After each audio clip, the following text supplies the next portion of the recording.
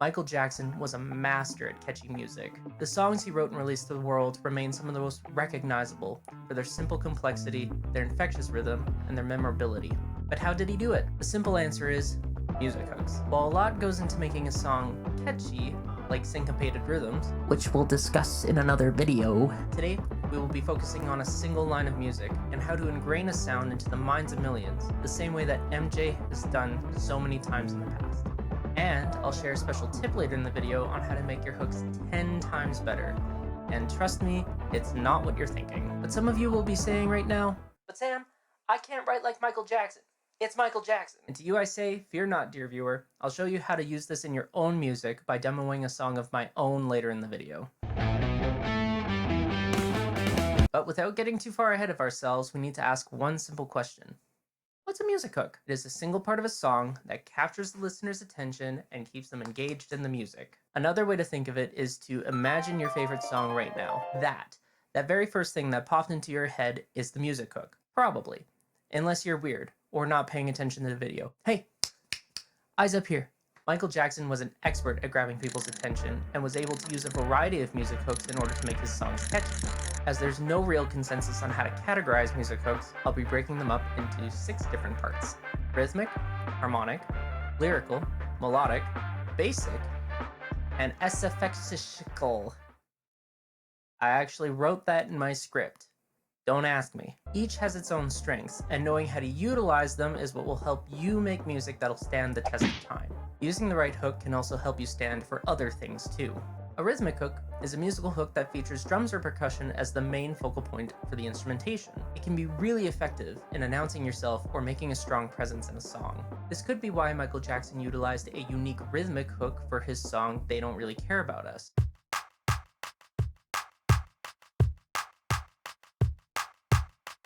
The solo drum section is unique and impactful, much like the message that Michael is trying to project with this song.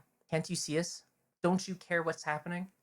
The rhythmic hook pierces through the music, almost to say, "I will make you hear me." While rhythmic hooks can be suddenly powerful, they often don't carry a pitch, which can lead them to feeling less memorable or lose distinction between them and other rhythmic hooks from other songs. You can counteract this with drum layering, using samples, or having a unique time signature. These issues sharply contrast our next hook, harmonic hooks. Harmonic hooks are any hooks that feature chord progressions or other harmonic content as the focal point. These hooks can immediately set the tone for a song and easily come to our minds, at the price of being less initially impactful. A prime example comes from the introduction of Billie Jean.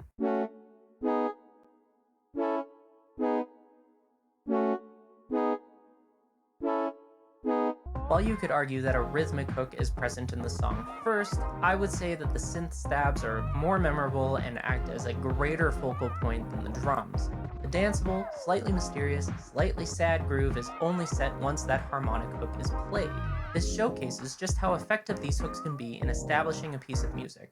Some of its downfalls can be combated using thicker or more complex harmony, using a more rare instrument, or using some spicy harmonic rhythm. You know what else is spicy? Showing how funky strong your fight is. The chorus to the song "Beat It" is an example of a lyrical hook, which is a hook that contains, well, lyrics. If harmonic hooks are best at exemplifying a mood, then lyrical hooks are the best at being memorable, especially when they're repeated. Because of how the human brain works, we are easily able to latch on to words, which is why the title phrase "Beat It," which is so impactful, is so easy to remember. That, and it's repeated 60 times throughout the song, really helps make it stick. This lyrical hook helps emphasize the meaning of the song, which allows the listener to connect to it on a more direct emotional level. In this case, the juxtaposition between the violent literal meaning and the slang term of "beat it" is used to draw out similarities between the common trope of fighting back and Michael's proposed way of fighting back, which is just simply walking away. The drawback of lyrical hooks is that they can be heavily reliant on the melody that they're associated with. You can have the most fantastic song lyrics, but if they're paired with a subpar melody, they'll fall flat. Which brings up our next hook archetype, melodic hooks. Melodic hooks are any and all hooks that involve a melody. There are entire libraries dedicated to how to write a good melody, which is why writing a good melodic hook can be extremely difficult. But 2 key factors that can make a melody feel catchy is its simplicity and repetition. In the same way that repetition can be used to solidify a lyrical hook, it can do the same for a melodic one. The one advantage a melody has over a lyric in this regard is that it doesn't have to be used with the human voice.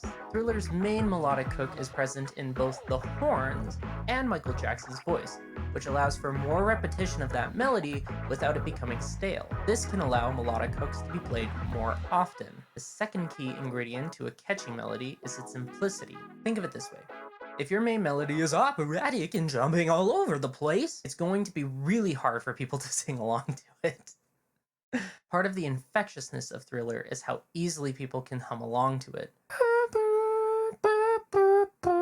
It might be bad, but you get the gist of it. The bass line in Bad is also bad, but not like I'm bad. Like bad as in sick as in good. This is an example of a basic hook, not to be confused with a basic hook. Bass hooks are great for setting a move and giving some attitude. In the same way that Bad shows an edgier side to Michael's character, the bass line gives some attitude by including an accented blues note in the hook. Out of all of the hooks that we've talked about and are going to talk about, I'd say bass hooks are best for beginners because they're simple and they can really set a groove and they get people's heads bopping. A good bass hook comes in many forms, but most of the time will include strong actions and syncopation, which again is coming in a later video. Without proper attention, however, bass hooks can quickly become uninteresting and dull, so it's important to give them the proper attention they deserve when you're making them. The same can be said for our final hook, sound effects, or sound effects, as I said previously in this video. While employing sound effects can be extremely effective in capturing your listener's attention, it has another extremely vital role that we have yet to talk about. A special tip that'll actually make your hooks feel like hooks. And it's not a plugin or some super secret production technique. This is something that you can start right now. You have to tell a story. Your hooks can't just be the first thing that pops into your head. They have to serve the song and what the song is trying to tell. You wouldn't see Michael Jackson putting a blast beat in his ballad Heal the World. No, instead, MJ crafted each of his songs specially to tell a story. Every hook served a greater purpose towards the piece as a whole. Look at the song Black or White. It opens up with a sound effects hook that sounds more like a screenplay. However, this intro, stretching just under a minute long, serves to tell a story. Michael's story. The culmination of his beliefs has always been expressed through his music, and this sound effect is no different. It serves a greater purpose, to the song's message and musicality. It wasn't just randomly picked. It was chosen. Taking careful consideration of your hooks and when to use them is a cornerstone of good songwriting. Now, I'm no Paul McCartney or Max Martin, but I'm going to try to demonstrate everything that we talked about today in practice with a song that I've started working on. So this is the start to my song Breakaway. Right now it's only a verse and a chorus and it has just some placeholder vocals and not an actual take, but there's already tons of musical hooks in here. Starting at the beginning, I have a rhythmic hook right here that continues through the entire song. Unison downbeats on 1 and 2 start the song with a lot of impact and help propel the music forward. I thought this would be a really good hook to start off and grab people's attention. It also adds some nice ambience to start off and is kind of reminiscent of a heartbeat. So if I just play it again soloed, it's a little slow for a heartbeat, but kind of reminiscent. Also in the intro, I have this sound effects patch right here. It is one high-pitched layered pad, one pulsating bass, and some white noise, as well as a voicemail message.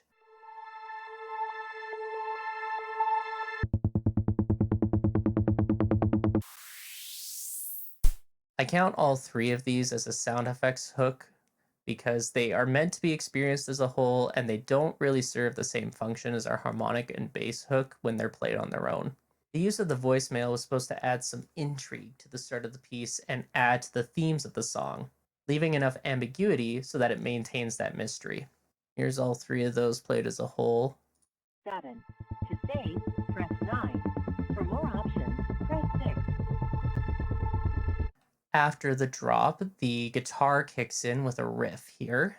Riffs can fall into a few different types of musical hook categories, or can be an entire beast on their own, but given how melodic this one is, I thought it would fit best as a melodic hook.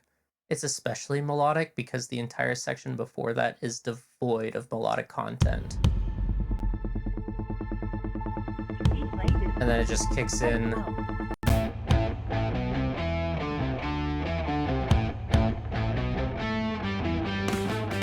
In the verse that follows this section, the lyrics start. Now, I don't really think that this is the strongest point of this section, though.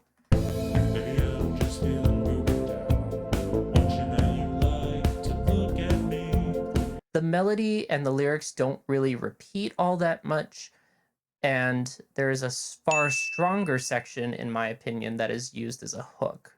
I believe the pads are a really nice harmonic hook and establish a really strong contrasting atmosphere with the previous section.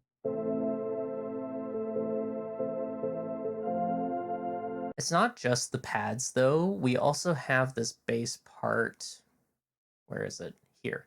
This bass part is also a really powerful section because I've layered so many different bass components and it just grooves real hard. This is what it sounds like.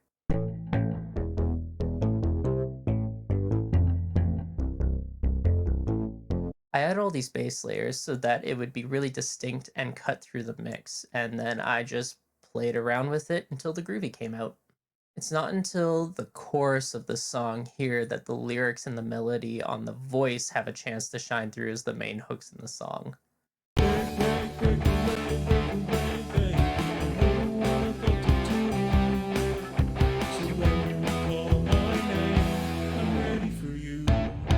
The lyrics at the beginning of the chorus are just breakaway repeated with a little bit of variance.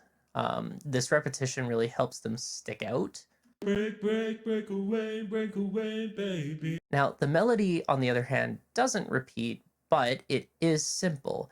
There isn't a bigger leap than a fifth in this entire section. Break away, baby. I know what I've got to do. So when you call my name, I'm ready for you. Makes it super easy to hum along to. I would say those are the main musical hooks present in the song, but here are a few other honorable mentions.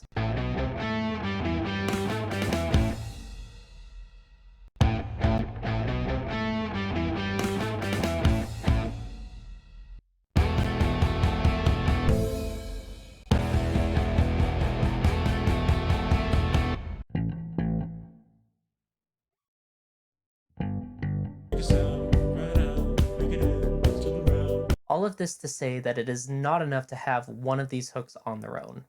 Hooks are most effective when combined together with other hooks to keep your audience's attention and create engaging music from start to finish. Also, this song isn't finished yet, so if any of you want to contribute your vocal talents to this song, please reach out. Finally, I'd like to give a huge shout out to Tachi Bunker, sorry if I'm not saying your name right, for asking his question in my previous video, which led to the creation of this one. If you have a chance, pop over to his channel and say hi for me. If any of you have a question that you'd like answered, leave a comment in my videos. I'd love to hear from you. Also, if you liked my content and found it helpful, remember to like, share, and subscribe. Our new song count is 18 songs. I know it's not a big jump from last time, but as you might have been able to tell, I've been moving, so I haven't had a lot of time to spend on songwriting. Maybe next time! But anyways, that's all for this video. Thank you all so much for watching, and I will see you next time.